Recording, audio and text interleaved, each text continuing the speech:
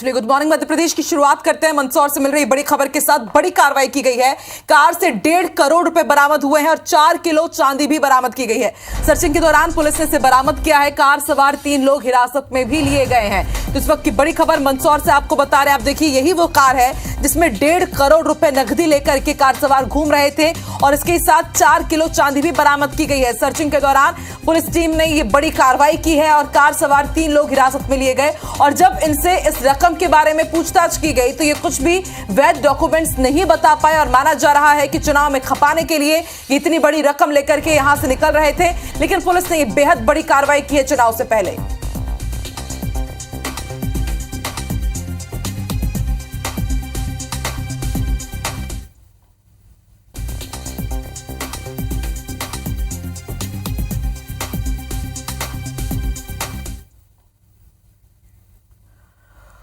और अगली बड़ी खबर रायसेन से आपको बता दें। सांची विदिशा बॉर्डर पर एसएसटी की टीम ने बड़ी कार्रवाई की है। कार से करीब 4,50,000 रुपए जब्त किए गए हैं। 20,000 रुपए के गुटखे का कूपन भी जब्त किया गया है। नायब तहसीलदार टीआई की मौजूदगी में बड़ी कार्रवाई हुई है। तो एक के बाद एक इस तरह की कार्रवाई की तस्वीरें सामने आ रही है। इससे पहले हमने आपको मंदसौर की खबर दिखाई जहां पर करीब 1.5 करोड़ रुपए बरामद किए गए और दूसरी तस्वीर हम आपको दिखा रहे रायसेन से जहां पर 4.5 लाख रुपए बरामद किए गए हैं। एसएसटी और फ्लाइंग स्क्वाड की टीम लगातार इस तरह की कार्रवाई कर रही है क्योंकि चुनाव में बांटने के लिए मतदान से पहले इस तरह के हथकंडे अपनाए जाते हैं। और अब देखिए 4.5 लाख रुपए नकदी बरामद की गई और इसके साथ ही यह भी जानकारी सामने आई है कि गुटखा का कूपन भी यहां पर बरामद किया गया है।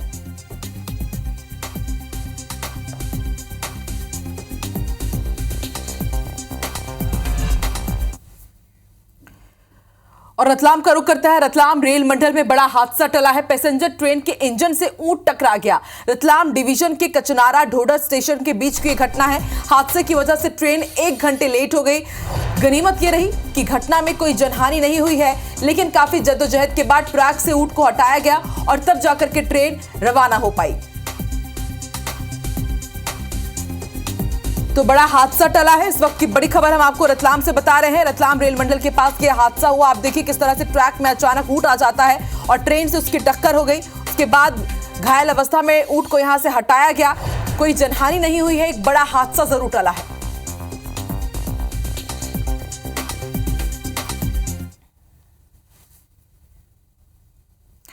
और अब रुक करते हैं मध्य प्रदेश की कुछ सियासी हलचल का। बड़ी खबर आपको बता दें, बीजेपी के राष्ट्रीय अध्यक्ष जेपी नड्डा मध्य प्रदेश के दौरे पर रहेंगे।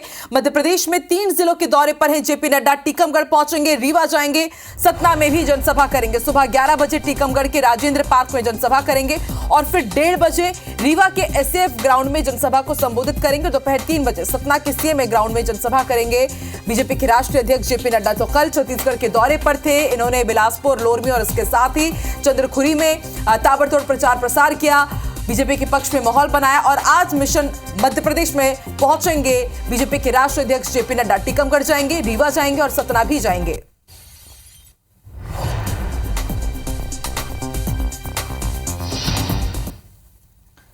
और बीजेपी के राष्ट्रीय अध्यक्ष जेपी नड्डा की ही तरह सीएम डॉक्टर मोहन यादव भी ताबड़तोड़ प्रचार प्रसार कर रहे हैं और आज सीएम डॉक्टर मोहन यादव 4 जिलों के दौरे पर रहेंगे। रायसेन जाएंगे, नरसिंहपुर पहुंचेंगे, रीवा और सतना के दौरे पर भी रहेंगे। सबसे पहले रायसेन में उनका कार्यक्रम है। विश्व प्रसिद्ध छींद धाम पहुंचेंगे और वहां पर हनुमान जी के दर्शन करेंगे। दर्शन करने के बाद स्थानीय कार्यक्रम में शामिल होंगे। सुबह करीब 11 बजे नरसिंहपुर पहुंचेंगे और स्थानीय कार्यक्रम में शामिल होंगे और फिर 1:30 बजे रीवा पहुंचेंगे। रीवा में आज बीजेपी के राष्ट्रीय अध्यक्ष जेपी नड्डा पहुंच रहे हैं, उनके साथ जनसभा में शामिल होंगे और उसके साथ सतना में भी आज बीजेपी के राष्ट्रीय अध्यक्ष जेपी नड्डा जनसभा को संबोधित करेंगे। तो रीवा के बाद सतना पहुंचेंगे सीएम डॉक्टर मोहन यादव।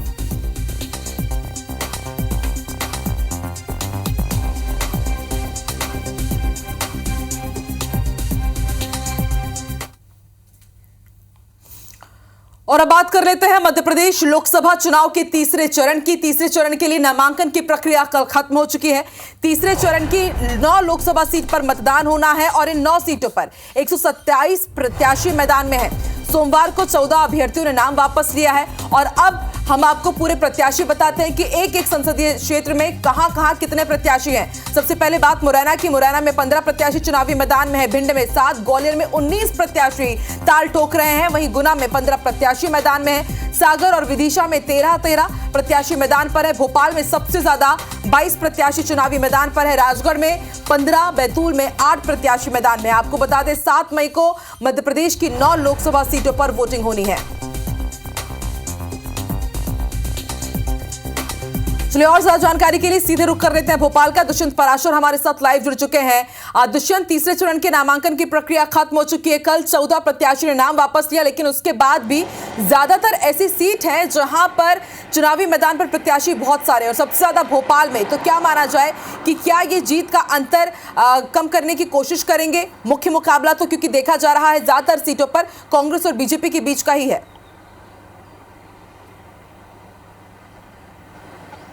बिल्कुल, देखिए सही बात है। मुख्य मुकाबला जो है वो कांग्रेस और बीजेपी के बीच में ही होने जा रहा है। लेकिन जिस तरीके से प्रत्याशियों की संख्या देखकर यही कहा जा सकता है कि राजनीतिक दलों की एक रणनीति भी ये है, क्योंकि ज़्यादा जो जीत का अंतर है वो ज़्यादा होता है, तो उसको कम करने का प्रयास यहाँ पर विपक्षी दल कर रहे हैं। साथ ही साथ सत्ता पक्ष की ये रणनीति है कि ज़्यादा से ज़्यादा उम्मीदवार होंगे तो कहीं ना कहीं जो विपक्षी दल है उसको झटका भी लग सकेगा। तो ऐसे में प्रयास यही है कि ज़्यादा से ज़्यादा उम्मीदवार उतार दिए जाएं और कहीं ना कहीं जिस तरीके से ये देखा जाए कि जब बड़ी ज़्यादा संख्या उम्मीदवारों की होती है तो वोट बंटने का भी यहाँ पर कहीं ना कहीं संभावना बनी रहती है। तो कई सारे क्षेत्रीय जो नेता हैं वो अपने अपने दल से अपने तरीके से चुनाव लड़ रहे हैं और वो उन लगातार संख्या बढ़ाते हुए नजर आ रहे हैं। 127 उम्मीदवार जो हैं वो इन 9 लोकसभा क्षेत्रों में चुनावी मैदान में है। ऐसे में जब 7 मई को यहाँ पर वोटिंग होगी तो वोटिंग के दौरान जो प्रत्याशी मैदान में है वो अपने अपने तरीके से वोट करने की अपील उससे पहले करते नजर आएंगे।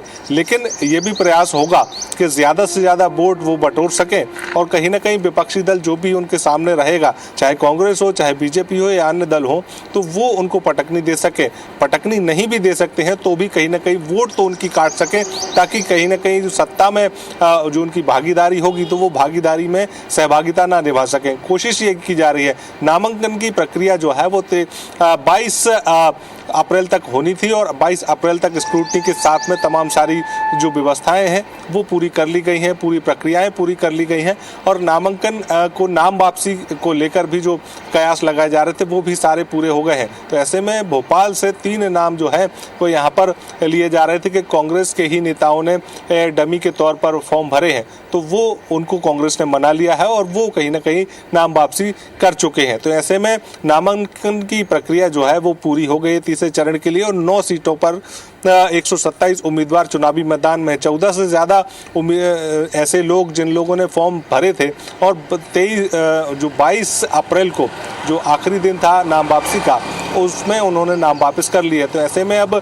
अलग अलग सीटों पर अलग अलग संख्या के तौर पर चुनावी मैदान में उम्मीदवार चुनाव लड़ रहे हैं। 7 मई को जब वोटिंग होगी तो वोटिंग में अपना अपना भाग्य आजमाते हुए प्रत्याशी भी नजर आएंगे। वाकई लोकसभा चुनाव का तीसरा चरण है और देखिए 127 प्रत्याशी हैं, सिर्फ 9 सीट पर इसे समझा जा सकता है कि मुकाबला कितना दिलचस्प होने वाला है। बहुत बहुत शुक्रिया दुष्यंत पूरी जानकारी के लिए।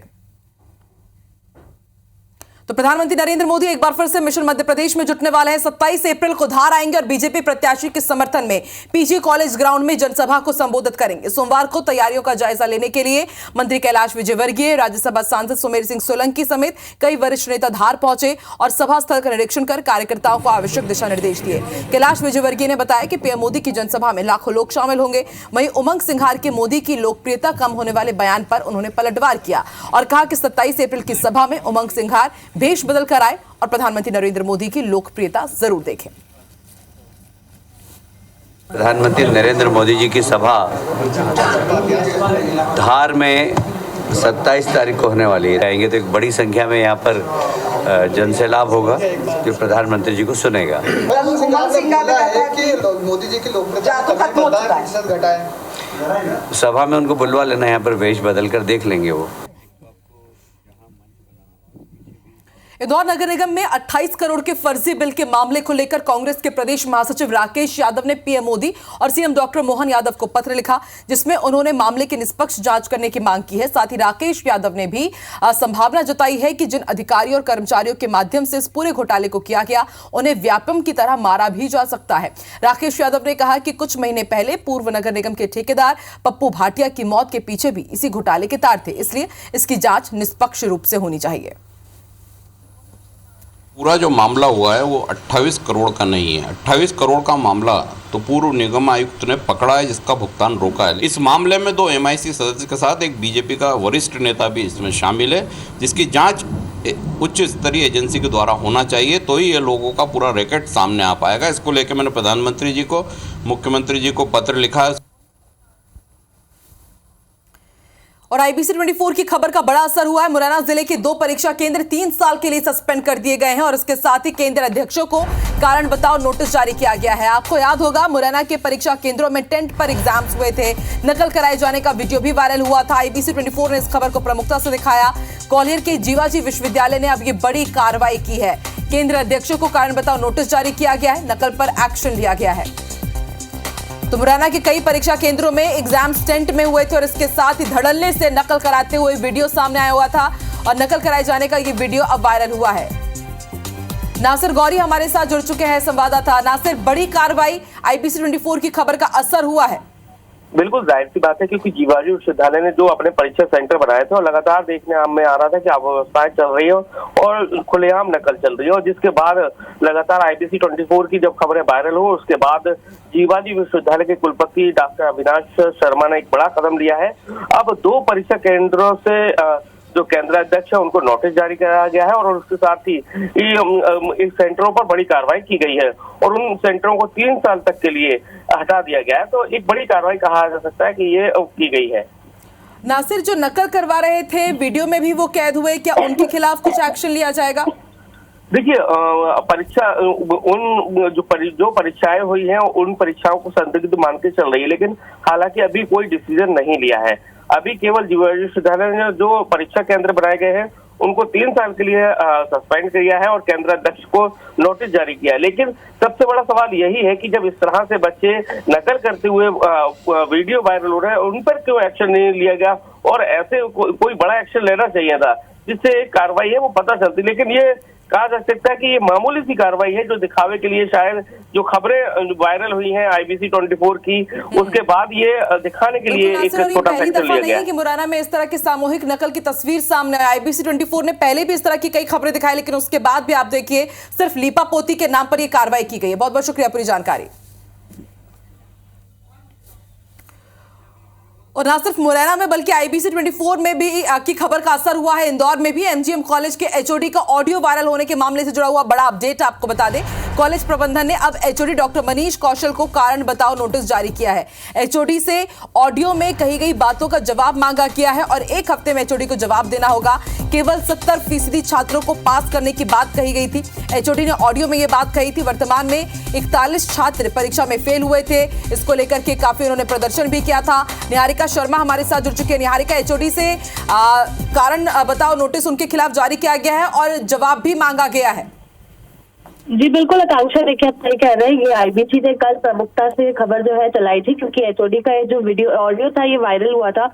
ऑडियो में साफ सुनाई आ रहा था कि डॉक्टर मनीष कौशल जो कि HOD है सर्जरी डिपार्टमेंट के, वो खुद वहाँ के जितने भी सर्जन थे, जितने भी टीचर्स थे, सभी को वो यही इंस्ट्रक्शन दे रहे थे कि इस बार केवल हमें 70% बच्चों को पास करना है, 30% बच्चों को अंक जो है वो कम लेने हैं। अब उस 30% बच्चों में कई बच्चे ऐसे थे जो हमेशा ही अच्छे अंक लेकर आते थे। ऐसे में जब उनका रिजल्ट जारी हुआ तो ये एक बड़ा ही संदिग्ध घेरा जो था वो पूरे रिजल्ट के आसपास बन चुका था, क्योंकि 41 बच्चों में कई ऐसे बच्चे थे जो कि मेरिट हासिल करते थे।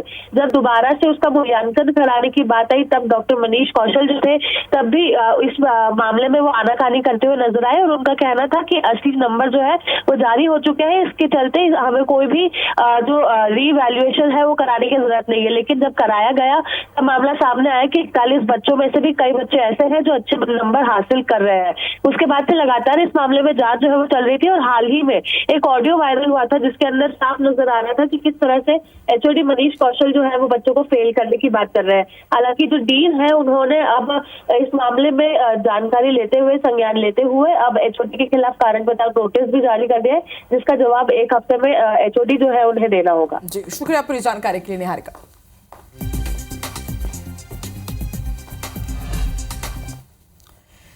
इधर रीवा में एक शॉपिंग मॉल के सामने सोमवार देर शाम विद्युत विभाग के एक जूनियर इंजीनियर पर बदमाशों ने फायरिंग कर दी। घटना में जूनियर इंजीनियर के सीने में गोली लगी, जिन्हें गंभीर हालत में संजय गांधी अस्पताल ले जाया गया, जहां से डॉक्टरों ने उन्हें प्राइवेट अस्पताल मिनर्वा रेफर कर दिया। सूचना मिलते ही मौके पर पुलिस पहुंची, घटना की जांच शुरू कर दी गई। साथ ही आचार संहिता के चलते शहर में फ्लैग मार्च कर रहे 50 से ज्यादा सेना के जवान भी मौके पर पहुंचे। मामले में 3 संदेहियों को पूछताछ के लिए हिरासत में लिया गया है। गोली लगने से घायल हुए दिनेश तिवारी विद्युत कंपनी में जूनियर इंजीनियर के पद पर पदस्थ हैं। रीवा स्थित बक्शेरा गांव के वो रहने वाले हैं।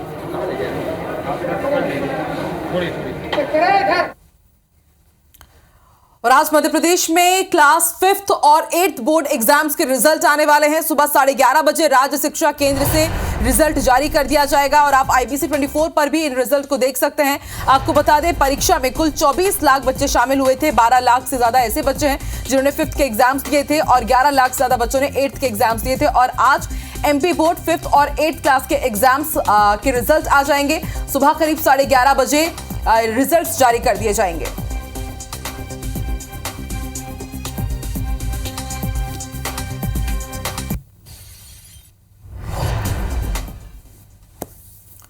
और अब अगली बड़ी खबर MPPSC से जुड़ी हुई। इंदौर से आपको बता दें, MPPSC ने फिर से टाइम टेबल में बदलाव कर दिया है।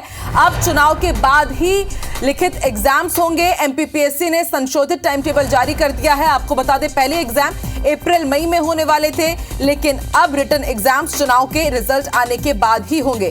साक्षात्कार के टाइम टेबल में कोई भी बदलाव फिलहाल नहीं किया गया है, लेकिन रिटन एग्जाम्स में ये बहुत बड़ा बदलाव किया गया है। जाहिर सी बात है, ये बहुत बड़ी राहत, क्योंकि इसको लेकर के मांग भी अभ्यर्थियों की तरफ से उठाई जा रही थी। लेकिन अब चुनाव के रिजल्ट जब आ जाएंगे, उसके बाद ही रिटन एग्जाम्स होंगे।